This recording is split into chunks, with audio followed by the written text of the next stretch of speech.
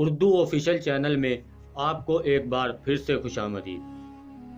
ناظرین گرامی، قوم عاد میں دو بادشاہ گزرے ہیں، جس میں ایک کا نام شدید اور دوسرے کا نام شداد تھا۔ ان کا پایا تخت ملک یمن میں عدن کے نزدیک تھا۔ یہ دونوں بادشاہ بڑے بڑے علاقے پر حکومت کرتے تھے۔ شدید کے مرنے کے بعد اس کے بھائی شداد نے حکومت سنبھال لی۔ اس نے اپنے دور حکومت میں حکومت کو بہت ترقی اور عروج پر پہنچایا۔ اس کے ہم عصر بادشاہوں میں سے کوئی بھی اس کے سامنے دم نہیں مار سکتا تھا۔ اسی طاقت کی بنا پر اس نے اپنے خدائی کا دعویٰ کیا۔ اس زمانے کے عالموں اور واعظوں نے سمجھایا اور کہا کہ خدا کا خوف کرو۔ اس کم بخت نے کہا، عزت، دولت اور ثروت مجھے حاصل ہے، اللہ کی عبادت کرنے سے مجھے کیا ملے گا؟ علماء نے جواب دیا، تیری حکومت اور عزت کو زوال آ جائے اور کچھ بھی باقی نہ رہے گا، جبکہ اللہ کی عبادت کرنے سے تمہیں ہمیشہ ہمیشہ رہنے والی جنت میں ڈال دیا جائے گا۔ یہ سن کر وہ بولا، جنت میں کیا کیا چیزیں ہوں گی؟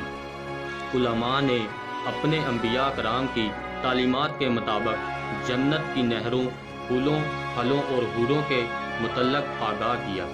تو وہ بدبخت بولا، مجھے تمہارے خدا کی اس جنت کی ضرورت نہیں ہے، ایسی جنت تو اپنی سلطنت میں تیار کر سکتا ہوں میں۔ ناظرین گرامی، اس کے بعد علماء اس کی بے ہدہ گوئی سن کر خاموش ہو گئے اور یہ کہنے لگے کہ یہ نہیں ماننے والا۔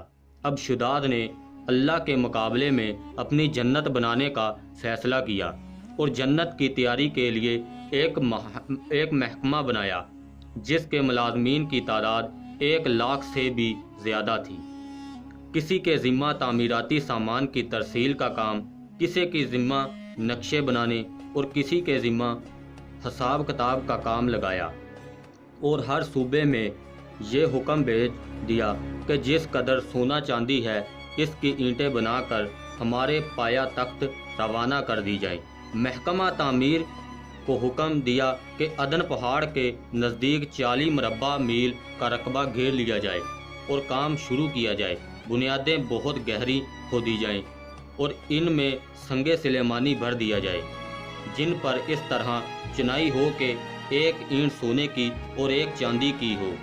اس چار دیواری میں 1000 محل تعمیر کیے گئے۔ ہر محل میں 1000 ستون اور 1000 ستون پر جواہرات سے مینہ کاری کی گئی۔ پھر ہر محل کے نیچے نہریں بنائی گئی تاکہ ہر وقت فوارے چلتے رہیں۔ نہروں کے کنارے مصنوعی درخت لگائے گئے، جن کی جڑیں سونے کی، پتے اور پھول پھل زمرد اور یاقوت کے لگائے گئے۔ دکانوں اور بازاروں میں مشق اور زعفران سے پچی کاری کی گئی۔ الغرض 1,00,000 آدمیوں نے 300 سالوں میں شان و شوکت کے ساتھ یہ جنت تیار کی۔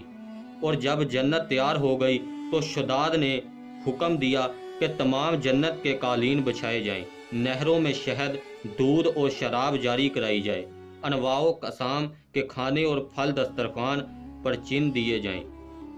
اس ساری تیاری کے بعد سلطنت کے وزراء و امراء و رئیس سب زیب و زینت کے ساتھ شداد کے ہمراہ جنت کی طرف روانہ ہوئے۔ شداد نے علماء کو بھی ساتھ لیا اور کہا کہ آؤ دیکھو میری جنت۔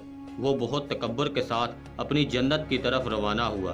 جب جنت کے قریب پہنچا تو اس کا بے مثال استقبال کیا گیا، جواہرات اس پر نچھاور کیے گئے۔ لاکھوں تماشائیوں کے ساتھ جب اس نے اپنی جنت میں قدم رکھا تو اسی وقت آسمان سے موت کا فرشتہ آ گیا اور ایک کھڑکدار آواز آئی، جس کے ساتھ اس کے تمام ساتھی ہلاک ہو گئے۔ شداد بھی اپنے گھوڑے کے نیچے گر گیا اور 900 سال کی عمر میں اپنی جنت دیکھنے کی حسرت دل میں لیے ہی مر گیا۔ بے شک خدائی کا دعویٰ کرنے والوں، بے شک خدا کی خدائی سے ٹکرانے والوں کا انجام یہی ہوتا ہے۔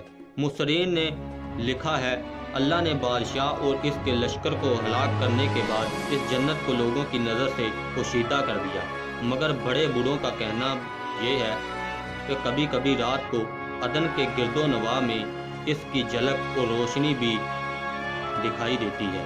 ناظرین گرامی، آج کی ویڈیو میں بس اتنا ہی۔